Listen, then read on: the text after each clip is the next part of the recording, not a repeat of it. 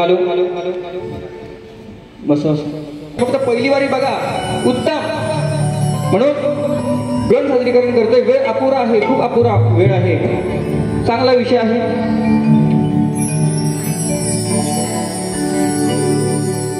गेले कित्येक वर्ष आपण पाहतोय अत्याचार हा प्रमाण कमी झालेला नाही. गेल्या वर्षी पण मी आमच्या दापोलीमध्ये घटना घडली. निलिमा चव्हाण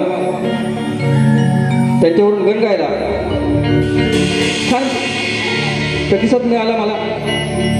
परंतु ते प्रकरण असून सुद्धा ह्या वर्षी सुद्धा 2 प्रकरण घडले. अरे गणराय बाप्पा की दरवर्षी आनंदाने आम्ही आमच्या घरामध्ये आणतो, तुझी सेवेसाठी सेवा करतो, कारण हा आनंद वेगळाच आहे तुझा. परंतु प्रत्येक कुटुंबावरती, प्रत्येक माय लेकींवरती जर अत्याचार झाला तर गणपती आम्ही घरामध्ये आणायचे कसे? आम्ही दुःखामध्ये आहोत. 2 गोष्टी अशा झाल्या. अंकिता म्हात्रे आमची ताई आणि यशस्वी शिंदे अक्षरशः डोळ्यातलं पाणी येतं तो लेख ऐकून. आमचे जाधव साहेब, सुदर्शन जाधव साहेब आहेत, ते मला म्हटले की गोळा चांगला तुम्ही काय तर देणार आहेत रसिकाला, आणि म्हणून चांगला विषय गोळा आणलाय बघा कसा तो. फक्त ऐका नाही.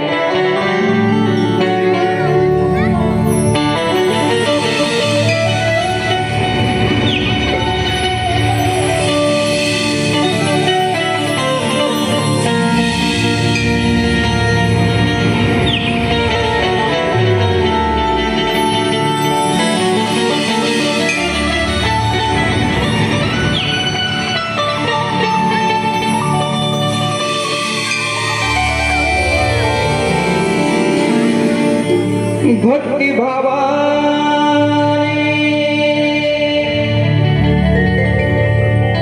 या भक्ति भावाने सेवा करतो,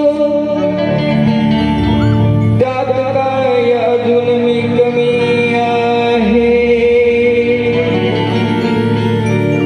दरवर्षी एक ना एक गोष्ट कानावर येत आहे.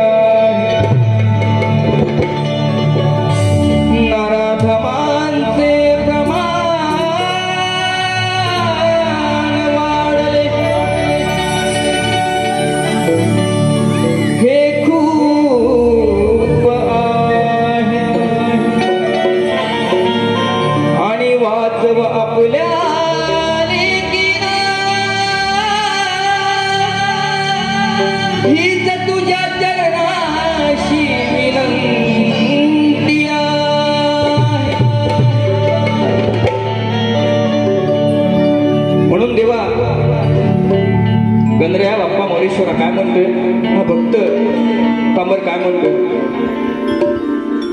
राहीना माझे मन देवा गौरीचा तू गण, अरे अत्याचारांचे हे वाढले प्रमाण, श्रीगणा याचना तुझा, अरे वाचवले किंचे प्राण गणा रे, वाचवले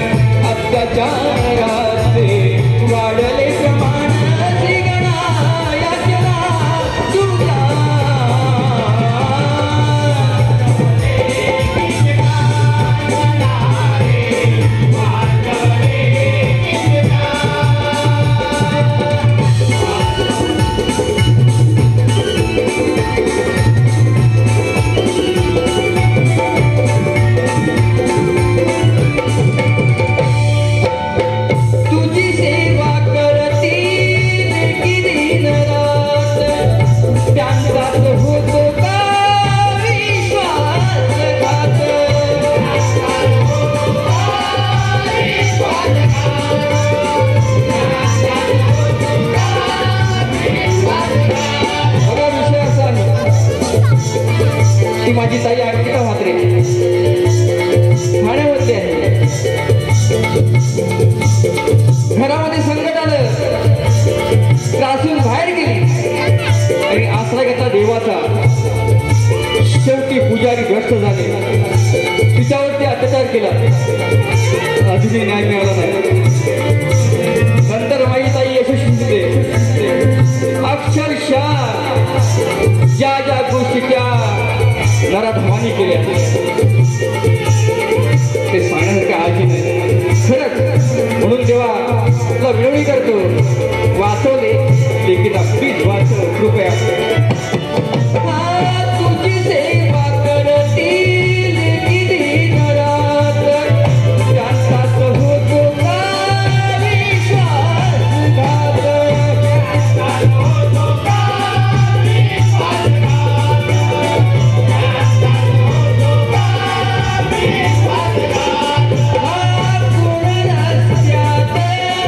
कोण